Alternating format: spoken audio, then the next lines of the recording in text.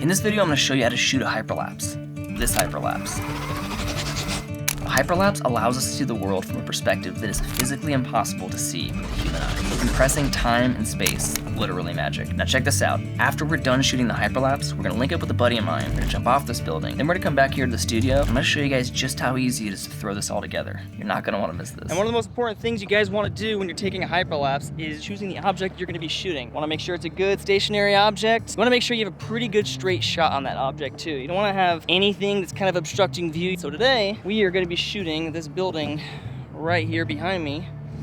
And we're going to be taking this path directly back at it. Normally with hyperlapses, you want to be on foot, but it's like 106 out right now. So we're going to shoot it on the skateboard. Now the camera I'm filming on is the Lumix S5, just using that purely to take this video. But when I start shooting photo, we're going to be shooting on the Lumix S5IIX on a Sigma 16 to 28 2.8.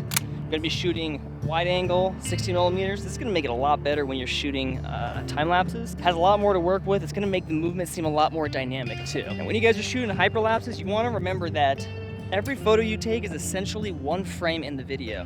So if you're shooting in, 24 frames per second typically, that means every 24 photos you take, that's only 1 second of video. So let's get started, guys.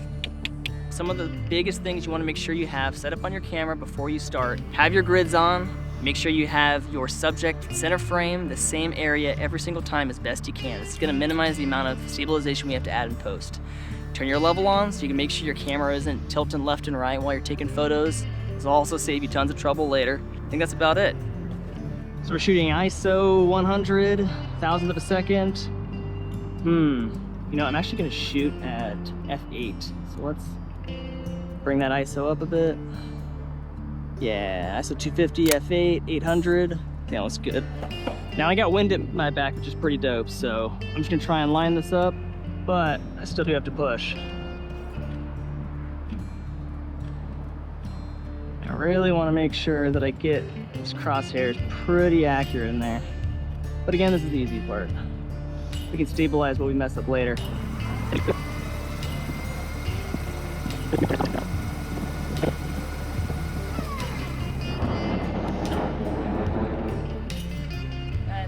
Just about do it. So I think I got enough photos. This bad boy here might be a little shaky, but we should be able to take care of it in post. So meet up with my buddy. We're gonna jump off this bad boy before the winds pick up too much, and then we'll head back to the studio, throw together this hyperlapse. See you guys there. Quick pause from the video, guys. Check this out. If you guys care about your gear as much as I do, and you put your camera gear through just as terrible situations that I find myself in, I hope you don't.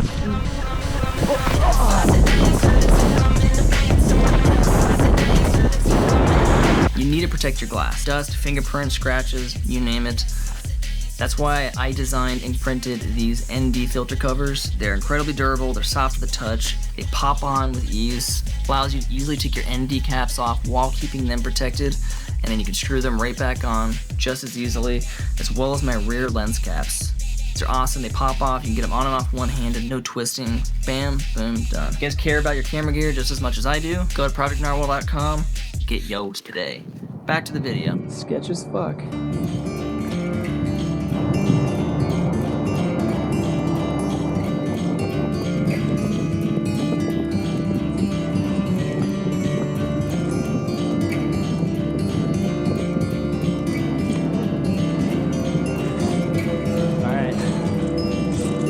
See you later, buddy. Love you. 3, 2, 1. See ya.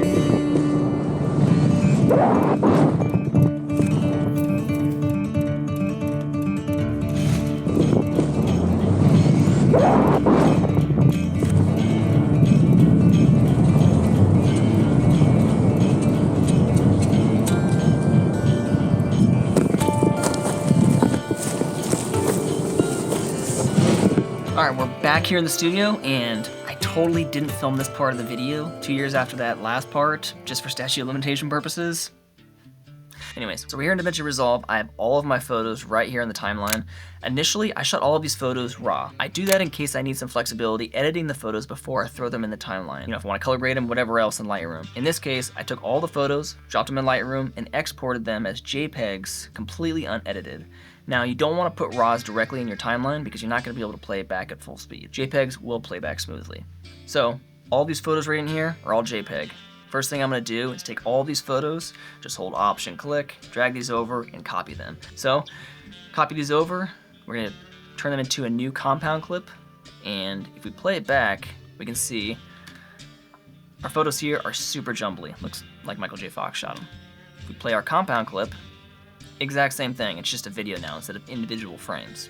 So, we wanna hop over to Fusion, we're gonna add a new compound node, and we're gonna find Planar Tracker. You just type in PLAN, Planar Tracker, hit add, and it's gonna be added right there. So, next thing we wanna do, we need to find a point that we can use to track with nothing that's passing in front of our object. Now you'll see here, I do have some poles that actually, kind of obstruct view just a little bit, so that's on me, even though before I mentioned we don't want this. Luckily, we can probably track this little portion of the building up here, and that's exactly where I'm gonna track. So, we're gonna make sure this is set to track. We're gonna find a portion of our frame where we're gonna start from. I'm gonna change point to hybrid point area, and then for motion type, we're just gonna use translation and rotation because we wanna stabilize the vertical and horizontal axis as well as the rotational axis because those are the only axes that weren't stable.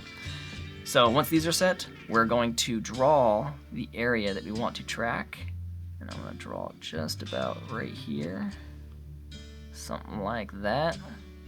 That should be good. You might need to do this a few times because sometimes it just does a little wonky or something passes in front that you didn't see. Before I did this, I ran through this a couple times, and because I was tracking above the building and the clouds are moving behind the building, it was causing the motion tracking to not be perfect. So once we have the point that we want to track set, we're going to go through and we're just going to track that all the way to the end. Now you want to make sure it doesn't stop as it's going all the way through here because if it does, essentially your tracking point failed. So once that's done, we're going to go ahead and track towards the beginning. And you'll see here these, all these light posts kind of start coming in front of view of the building ever so slightly. And that's just because the path curves, but luckily we're just on the very edge there and it seemed to be tracking pretty cleanly. So now what we want to do is we want to go and change this to stabilize at the top right. Oh look, the image is all turned and wonky. What's going on? So it's stabilizing all the photos, but there's going to be a lot of empty space on the outside. So if we go and play it back, it might still play back choppy because my computer's still loading this a bit, but let's see. So it's nice and smooth there, all the way up to the building. It's like magic, isn't that cool? Oh yeah. But we got all these crazy black bars on the side. So to fix that, what we want to do is zoom in until those disappear. And you see towards the end there, it twists quite a bit, so we could cut it off and, not have to zoom in as much, but I do kind of like how that's looking. And then it doesn't look like we have any black bars kind of appear. So if we play back from the beginning, boom, super clean hyperlapse. Looks pretty neat. But we're going to take this a step further. I'm going to copy this again, turn this into a new compound clip. Doesn't matter what we name it, you can name it whatever you want. And we're going to just do a speed ramp up to it because this effect looks really cool on hyperlapses. So I'm going to hit Command R to bring up the retime controls and then also the retime curve. And I'm just going to adjust this a little bit so we can see. So this is the same clip, nothing has been changed yet. But I want to speed ramp until we're about right here. So I'm going to add a new keyframe there. I'm going to click on that keyframe. We're going to click the ease in, ease out button here just so it's a smoother transition. And then I'm going to change this first part to 800%. So we're going to have it be super fast, speed up, and then slow down once we get closer to the building. So if we play this back, boom, nice and clean. Let's play it back one more time. And that's it. Looks pretty clean to me. We could always duplicate the clip and ramp up then back if we want to, but for sake of this, we'll keep it super simple, and that's our hyperlapse right there. Hope you guys enjoyed. Don't forget to like and subscribe if you like this kind of stuff, and that's it. See you guys in the next video. Peace!